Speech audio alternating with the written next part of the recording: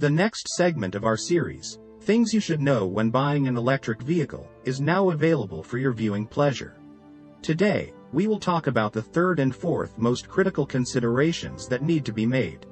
You can acquire knowledge on the other important elements by watching the videos that came before this one. Now, let's talk about today's topic, which is the charging speed, which is the third component of the battery formula. It's not just about the charging speed when it comes to charging, as there are different charging rates for both direct current and alternating current. The monophase transformer can have an effect on the AC charging rates, which can range anywhere from 7 kilowatts to 22 kilowatts, for example. It is possible for it to be 50 kilowatts, 100 kilowatts, 300 kilowatts, or even 500 kilowatts on the DC side. These are the bounds of it.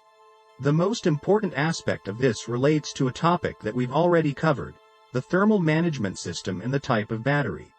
If the answers we have to these two questions are right, then we should be able to work out the equation for charging.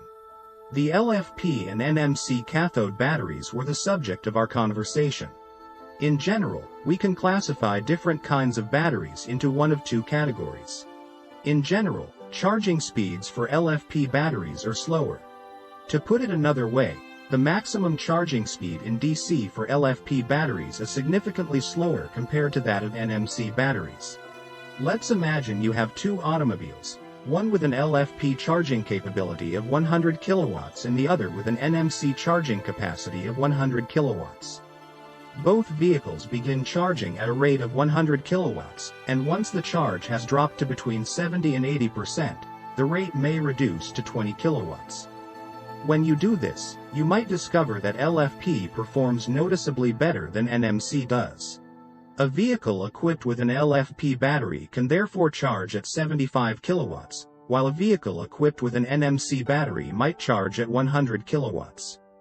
It is crucial to have a solid understanding of how the charging curve acts while the battery is being charged rather than jumping to the conclusion that a slower charging speed indicates that the LFP is bad and the NMC is better.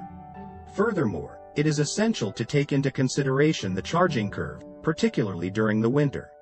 When charged with DC in temperatures below zero, LFP batteries are prone to a number of serious problems.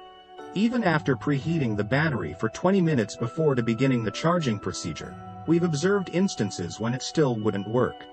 If you reside in a region where the temperature can drop to 40 degrees Celsius or below, it is imperative that you give serious consideration to postponing the purchase of a vehicle that has an LFP battery. In such circumstances, an NMC battery is likely to be the one that makes the most sense for you to go with.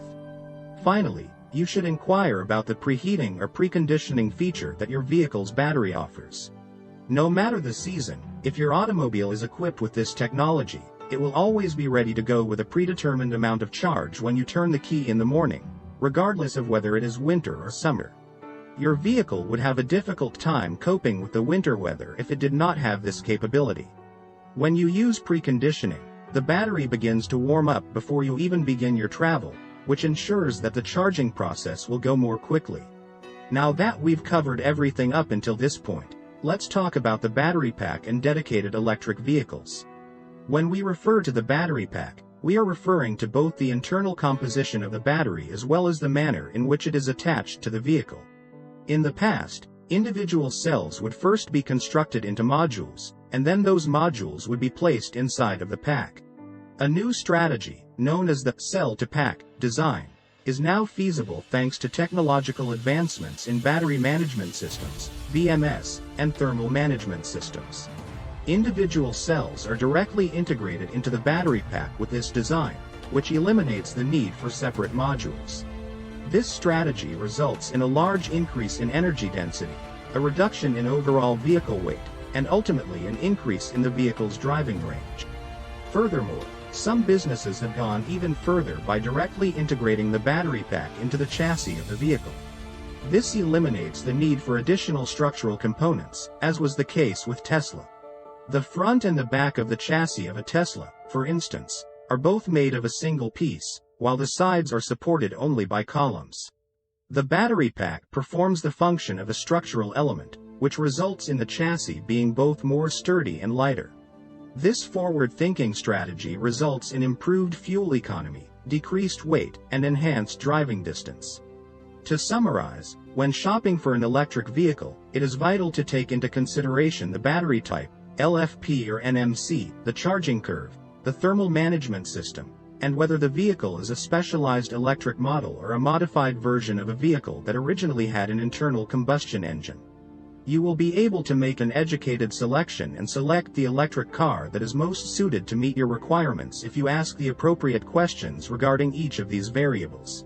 Stay tuned for additional content that will assist you in making decisions regarding electric vehicles. Please don't hesitate to ask questions or post comments below. See you at the next meeting.